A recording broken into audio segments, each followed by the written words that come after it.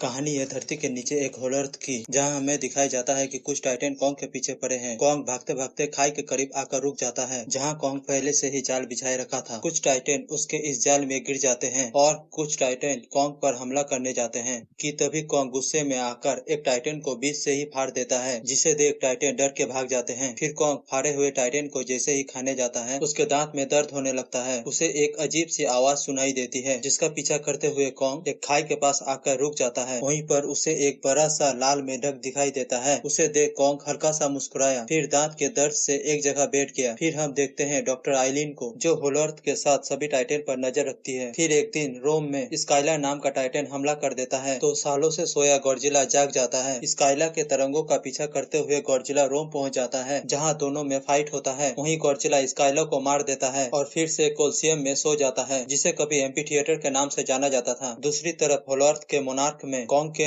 निगरानी के लिए कुछ लोग रखे गए थे, यह पता लगाने के लिए कि कॉन्ग हर रोज क्या क्या करता है। वहाँ वे लोग देखते हैं कि कॉन्ग के शिकार वाले क्षेत्र में अचानक बहुत बड़ा सिंक होल बन गया है, जिसमें से बहुत ही शक्तिशाली सिग्नल की रिकॉर्डिंग 3 पिरामिड जैसे आकृति बना रही है। वे लोग उस सिग्नल को पृथ्वी की सतह रिसर्च सेंटर में भेज देते हैं। वहाँ डॉक्टर आइलिन उसे देखती है। आइलिन की बेटी जिया आम बच्चों के जैसे स्कूल जाने लगी थी, लेकिन कॉन्ग और अपने घरों से दूर होने के कारण जिया अकेलापन महसूस करते हुए उदास रहती थी। उसके स्कूल में भी कोई दोस्त नहीं होता। फिर उन्हीं सिग्नल की वजह से जिया को क्लास में ही नींद आ जाती है और एक ही पल में होलवर्थ के दृश्य उसके जहन में घूम जाते हैं। अगले ही पल जैसे ही उसके टीचर उसे जगाती है, तो जिया खुद ही देखती है उसने नींद में ही अपने कॉपी और टेबल पर 3 पिरामिड जैसे तस्वीर बनाई है। वे बिल्कुल वैसे ही थी जैसे होलवर्थ की आई सिग्नल की रिकॉर्डिंग थी। टीचर जिया की माँ आइलिन को बुलाकर दिखाती है, तो आइलिन जिया को उस तस्वीर के बारे में पूछती है, लेकिन जिया को खुद ही नहीं पता था ये क्या और क्यों बनाया। फिर जिया कहती है, मैं यहाँ की नहीं हूँ, ये दुनिया मेरी नहीं है। इस पर आइलिन उसे समझाती है कि तुम्हारी दुनिया मेरे साथ है और मेरी दुनिया तुम्हारे साथ। फिर घर आकर आइलिन जिया के तस्वीर को होलवर्थ के रिकॉर्डिंग से मिलाकर देखती है, तो दोनों एक ही जैसी थी। फिर रात को सोते समय जिया को इल्यूजन आते हैं कि मोनार्क के आउटपोस्ट पर हमला हुआ है, जिससे वह काफी डर जाती है। तो आइलिन उसके पास जाकर गले लगाकर उसे शांत करती है। अगली सुबह आइलिन इस सिग्नल और जिया के तस्वीर का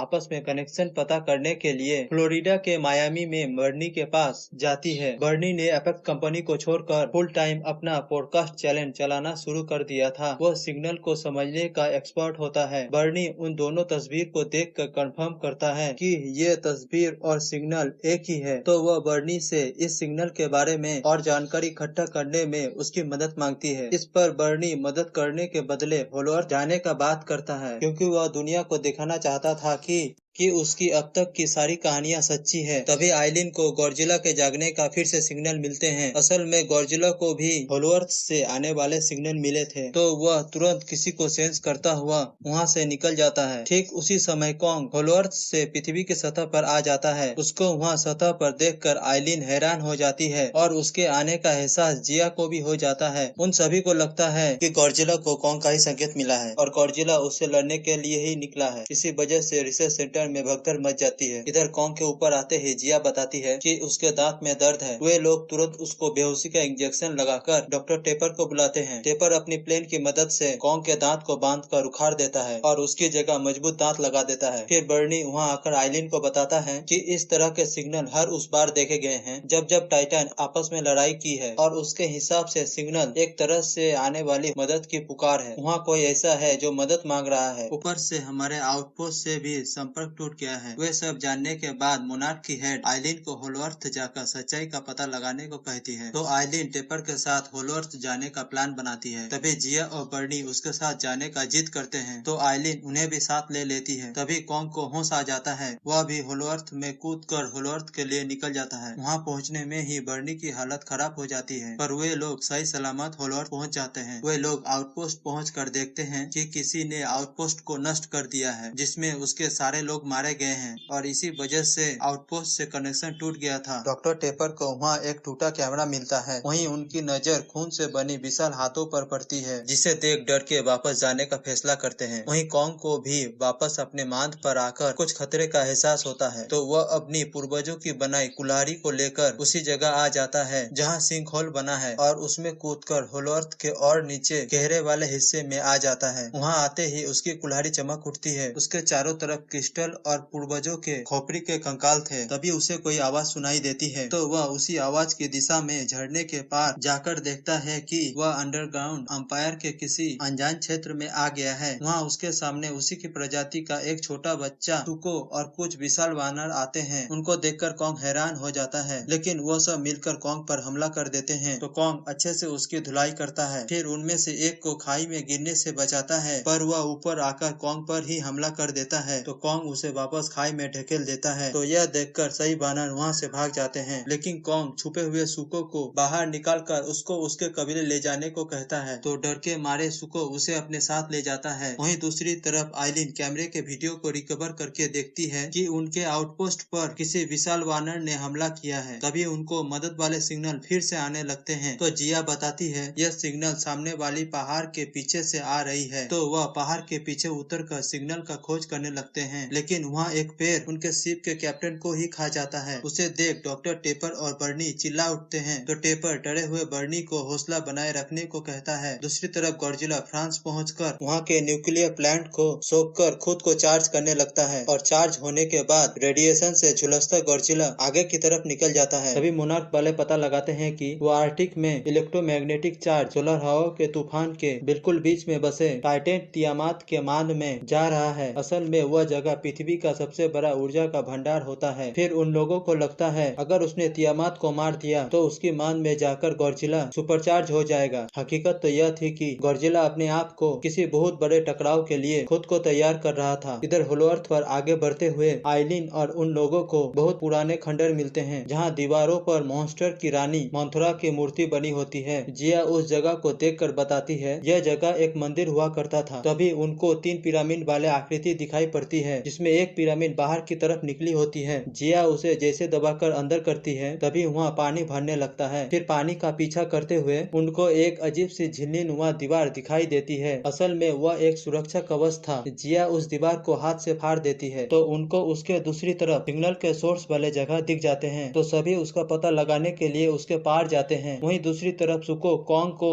मारने के लिए जानबूझकर झील में नहा लेने को कहता है। तभी पानी रहने वाला सिनिक टाइटन कॉन्ग पर हमला कर देता है, लेकिन कॉन्ग उसे मारकर सुको के सामने फेंक देता है और उसे उसके कबीले को ले जाने को कहता है। आगे चलकर कॉन्ग जब सिनिक टाइटन खा रहा होता है तो सुको को भी भूख लगती है। वह इशारों से कॉन्ग से खाना मांगता है, तो कॉन्ग उसे अपना खाना दे देता है। उसका दरिया दिली देखकर सुको हैरान हो जाता है। सुको सोचता है वह उसे धोखा दिया, फिर भी उसने उसे खाना दिया। आर्टिक पहुंचकर गॉडजिला तियामात को मारकर उसके मान में घुसकर खुद को चार्ज करने लगता है। इधर होलोअर्थ पर इबी कबीले के लोग आइलिन और उसके लोगों को पकड़कर अपने कबीले ले जाते हैं। आइलिन को यकीन ही नहीं होता यहाँ पर इबी कबीले मौजूद हैं, जो एक दूसरे से टेलीपैथी यानी मानसिक तौर पर बात कर रहे थे। कबीले पहुंचकर आइलिन वहाँ कुछ पोर्टल देखती है जो उन्हें पृथ्वी की सतह कहीं भी पहुंचा सकती है। तभी इबी कबीले की रानी इवा क्वीन बाहर आती है। वो जिया के हाथों को छूकर उसकी सारी कहानी जान लेती है। वह स्केल आइलैंड की इबी कबीले का आखिरी बची सदस्य है। तो क्वीन उसे देखकर मुस्कुराती है। वह ये भी जान जाती है कि आइलिन ने उसे गोद लिया है। फिर वह अपने कबीले को हथियार नीचे करने को कहती है। फिर जिया आइलिन को बताती है कि वह सिग्नल इन्होंने ही भेजे थे और इस बार गॉडजिला को इन्होंने ही जगाया है। उसके बाद इबी क्वीन उन्हें इबी लोक कथाओं से भरे कमरे में ले जाती है। आइलिन उसकी भाषाओं को पढ़ते हुए बताती है शुरुआती दौर में होलोअर्थ और सतह की दुनिया के बीच अमन था और प्रकृति की जिम्मा गॉडजिला का था। तब विशाल वानरों ने इंसानियत का हिफाजत का जिम्मा लिया था, लेकिन एक वानर ने सतह की दुनिया पर राज करने की सोची और उसने अपने कबीलों को लेकर सतह पर गॉडजिला से जंग छेड़ दी। लेकिन बहुत लंबी लड़ाई के बाद गॉडजिला ने उस स्कार किंग और उसके सभी वानरों को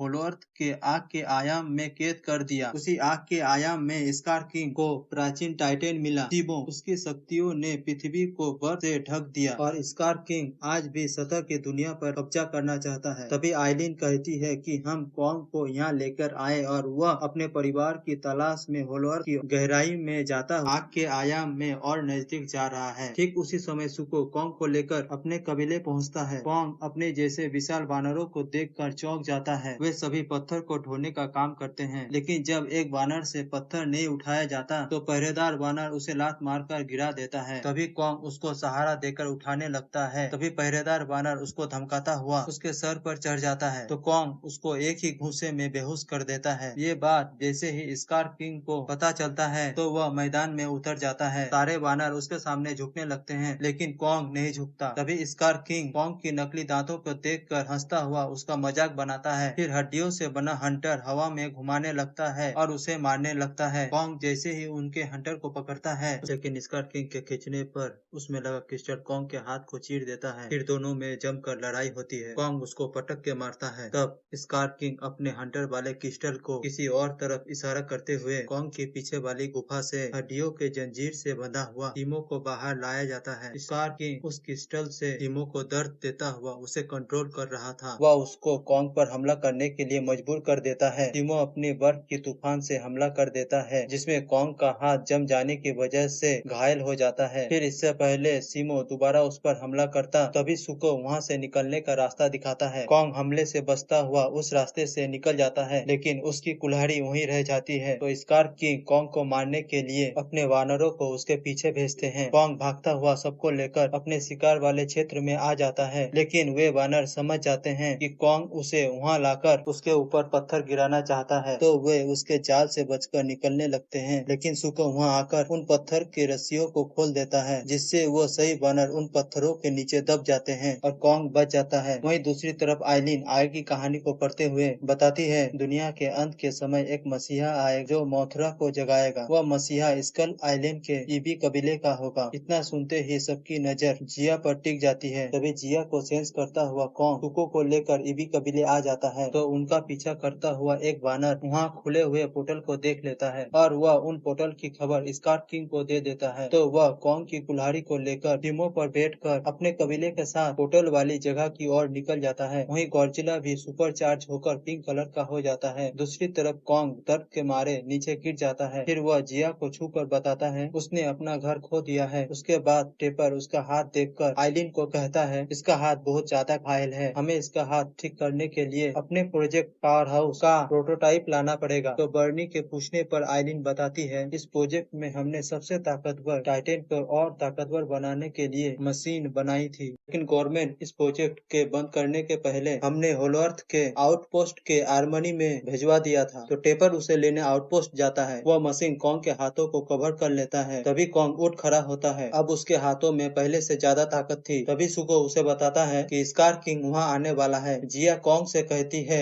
हमें और मदद की जरूरत है। तो कॉन्ग मदद के लिए गॉडजिला को लेने पोर्टल की सहायता से सतह पर आ जाता है और गॉडजिला को पुकारने लगता है। तो गॉडजिला कॉन्ग को सेंस करता हुआ उसके पास आ जाता है। इधर लोक कथाओं के अनुसार जिया के छूने से मथुरा जाग उठती है। कॉन्ग के पास पहुंचकर गॉडजिला बिना उसकी सुने उस पर हमला कर देता है और उससे लड़ने लगता है और दोनों आपस में लड़ पड़ते हैं। इससे पहले गॉडजिला कॉन्ग को मार देता, तभी मथुरा जिया के साथ बीच में आकर कॉन्ग को बचा लेता है और फिर वो दोनों गॉडजिला को सारी बात समझाते हैं। इधर ईबी क्वीन वहाँ के ग्रेविटी को खत्म करने के लिए अपोजिट खड़े पिरामिड को एक दूसरे के नजदीक लाने लगते हैं, जिससे वह पोर्टल को बचा सके। तभी स्कार किंग वहाँ आते ही उन पिरामिड को मिलता देख उन्हें मिलने से रोकने के लिए टीमो की मदद से उनके बीच बर्फ का दीवार बना देता है। उसी समय टेपर करंट पैदा करने वाले विशाल पक्षियों को अपने शिप के पीछे ले आते हैं, जिससे उनको इतना समय मिल जाता है कि आइलिन और बर्नी को अपने शिप पर बैठाकर वहाँ से निकल सके। तभी कॉन्ग और गॉडजिला पोर्टल के रास्ते वहाँ आ जाते हैं। फिर सीमो और गॉडजिला कॉन्ग और स्कार किंग मारने के लिए एक दूसरे पर कूद पड़ते हैं। कॉन्ग स्कार किंग को एक घुसा मारता है। ठीक उसी समय पिरामिड की बर्फ की दीवार टूट जाती है और पिरामिड के टकराव से कुछ देर के लिए वहाँ की ग्रेविटी खत्म हो जाती है, जिससे टेपर का शिप आगे नहीं बढ़ पाती। अब वह चारों एंटी ग्रेविटी में भी लड़ते हैं, तो मथुरा उसके शिप को पकड़कर सुरक्षित नीचे उतार देती है। उसी समय स्कार किंग मौके का फायदा उठाकर पोर्टल की तरफ छलांग लगा देता है। कॉन्ग उसे रोकने के लिए उसके पीछे जाता है, पर स्कार किंग, सिमो, गॉडजिला और कॉन्ग पोर्टल में खींचे चले जाते हैं। वे ब्राजील के रियो शहर में आ जाते हैं, लेकिन कॉन्ग की कुल्हाड़ी वहीं रह जाती है। सतह पर आकर स्कार किंग सिमो से पूरे शहर को बर्फ से ढकवाना शुरू कर देता है। तभी कॉन्ग सतह पर आते ही स्कार किंग को घूसा मारकर उसका दांत तोड़ देता है और इस बार कॉन्ग उसका मजाक उड़ाता है। चारों एक दूसरे से जमकर लड़ते हैं। इधर सुको कॉन्ग की कुल्हाड़ी को लेकर पोर्टल में कूद जाता है। अब गॉडजिला गुस्से में आकर अपने शरीर को रेडिएशन के सुपर चार्ज से झुलसता हुआ स्कार किंग पर हमला कर देता है। गॉडजिला उसके हंटर को पकड़कर तोड़ देता है, जिसमें लगा क्रिस्टल हंटर से अलग हो जाता है। तो कॉन्ग और स्कार किंग उस क्रिस्टल को लेने के लिए एक दूसरे पर कूद पड़ते हैं और एक दूसरे को उस तक पहुंचने के लिए रोकने लगते हैं। तभी सुको वहां आकर कॉन्ग की कुल्हाड़ी से उस क्रिस्टल को तोड़ देता है और क्रिस्टल से निकली ऊर्जा से कॉन्ग, सुको और स्कार किंग दूर जाकर गिरते हैं। फिर स्कार किंग गुस्से से जैसे ही सुको को मारने वाला होता है, तभी कॉन्ग और गॉडजिला मिलकर स्कार किंग को मारते मारते फुटबॉल बना देते हैं। तब सिमो खुद को आजाद पाकर स्कार किंग को ही जमा देता है और कॉन्ग उसे नीचे पटक कर बर्फ के टुकड़े में तोड़ देता है। तभी गॉडजिला अपने रेडिएशन की ऊर्जा से रियो में आए आइस एज को पिघला देता है। मोंथरा जिया को होलवर्थ छोड़ती हुई ईबी कबीले का क्षतिग्रस्त हुआ सुरक्षा कवच फिर से ठीक कर देती है। अब आइलिन को लगता है जिया को इस ईबी कबीले में घर मिल गया है। वह बहुत भारी मन से उसे अलविदा कहती है, तो जिया इशारों में उसे कहती है, आप कैसी बात कर रहे हो, हम जहाँ भी जाएंगे और जो भी करेंगे साथ मिलके करेंगे और मेरा घर आप ही हो। उसकी ये बात सुन आइलिन की आंखें नम हो जाती है और रोते हुए वह जिया को गले लगा लेती है। अब सब कुछ ठीक हो जाने की वजह से गॉडजिला वापस कोलसियम में आके सो जाता है और कॉन्ग एक नए परिवार के लिए सुको और सिमो के साथ वापस आग के आयाम में आकर अपनी जीत सुनिश्चित करता हुआ सभी विशाल वानरों का सरदार बन जाता है। और इस बार सिमो किसी डर से नहीं बल्कि प्यार की वजह से कॉन्ग के साथ होता है और ये कहानी यही खत्म हो जाती है।